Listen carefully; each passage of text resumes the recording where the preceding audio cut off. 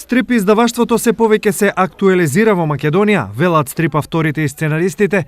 Овој вид на литература кој некое време беше во замирање, сега повторно се поинтересен за младата публика, која е повеќе навикната на виртуелни технологии. Можам да кажам дека има прогрес во поглед на стрип издаваштвото. Се повеќе и повеќе стрип изданија се издаваат. Ако во текот на 20-тиот век имаше објавено само еден стрип албум и уште еден објавен стрип албум во обид, сега секои 3-4 месеци се објавува нов стрип албум на македонски автори. Инаку постои голема и суштинска разлика меѓу цртањето цртежи и цртањето стрип. Има огромна разлика меѓу цртање стрип и цртање слика.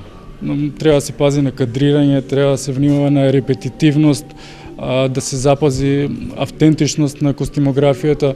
Малте не треба да има барем некакви познавања од секоја област. Според Александар, стрип продукцијата е многу послишна на филмската, отколку на литературното творешто, бидејќи бара многу повеќе идеја и реализација отколку инспирација и апстрактно изразување. Јас по принцип чекам да ми дојде некоја идеја, инаку за инспирација не чекам.